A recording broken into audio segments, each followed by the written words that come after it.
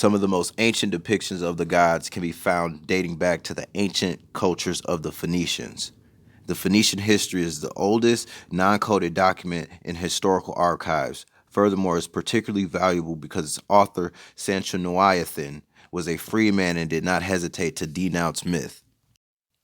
In Phoenician belief, the Most High God was referred to as Kronos. They also referred to Kronos as El and deified him as Saturn.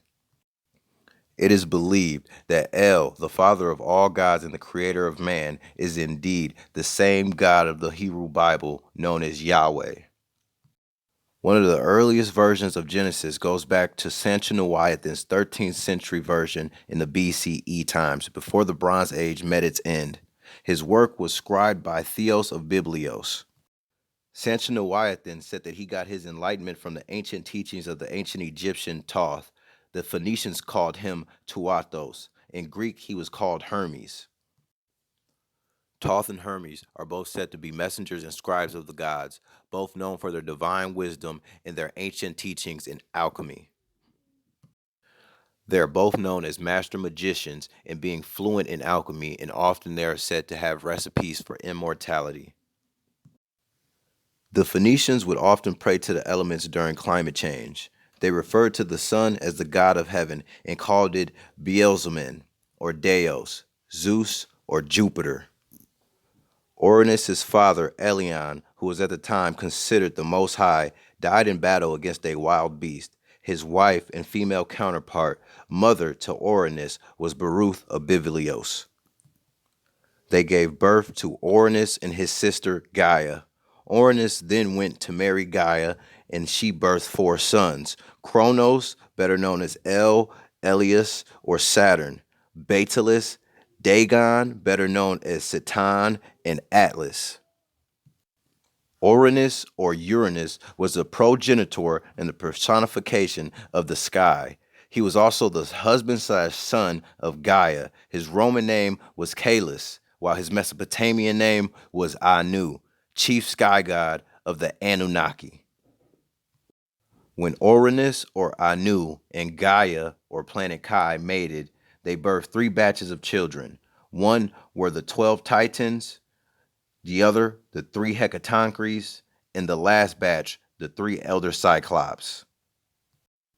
Uranus, or Anu, was a hard ruler, and he threw his monster children, known as the Hecatoncres and the Cyclops, into the depths of Tartarus. Gaia did not like this, so she fastened a sickle out of her hardest flint. She went to her Titan children and told them to slay their father. And ready and willing to lead the pact was the youngest of the sickle, Kronos, but also the most powerful. When Kronos became of age, he, with the help of the ancient Egyptian god Toth, or Hermes, repelled Uranus and avenged Gaia many times.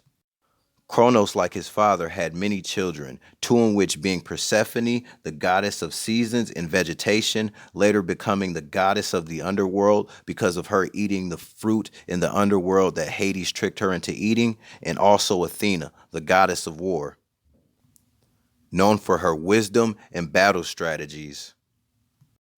To be in preparation for the inevitable battle between Kronos and Uranus, Hermes, or better known as Toth, taught El and his followers magic in order to defend against Uranus's attacks.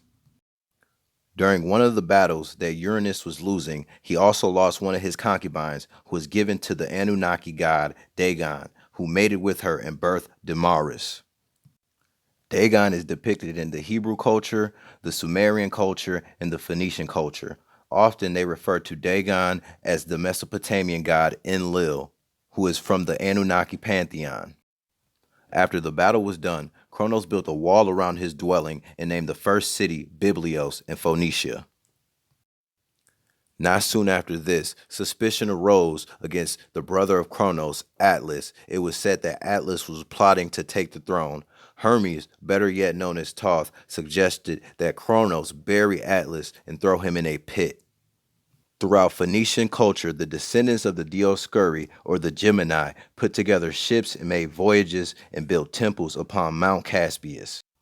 It was then that the followers of El, or Kronos, were surnamed the Elohim, or the Chroni.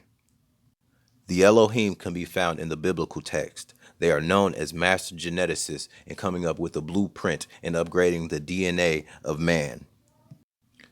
It was often said that Kronos was a paranoid being. He also had a son whom he killed because he regarded him as being suspicious towards the throne. Throughout the Phoenician culture, it is often known that Kronos cut the head off his daughter in order for the other gods to be discouraged from even attempting to take the throne. All while this was going on, Uranus in his banishment secretly sent his daughter Astarte and two of her sisters Ea and Dione to slay El by crafts and magic. El caught wind and forced his two sisters to then marry him. When Uranus or Anu realized what had happened, he then sent Iamarme, a goddess of fate and destiny, and Hore, a goddess of the natural seasons, to go and get the job done. They too succumbed to the power of Kronos and joined his side. After feeling defeated, Uranus or Anu devised a plan what he called the Beatilla. The Beatilla were stone figures that had life, colossal size, and gigantic in nature. The Beatilla also were no match for Kronos and the mighty power of the Titans. The union between El and Astarte birthed 7 daughters known as the 7 sisters. The union between El and Rhea birthed 7 sons, one which was deified at birth, who the Greeks called Zeus.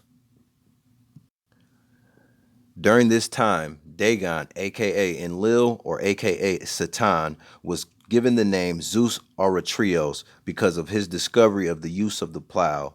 Auratrios literally meaning plowman, and Satan meaning grain in Greek. During his 32nd year of his reign, Kronos' battle with Uranus had finally come to an end. Kronos had demasculated his father and ended his life. After the defeat of Uranus or Anu, Kronos had said to have ushered in the Golden Age. He actually fashioned men out of gold, and people used to walk around as gold beings.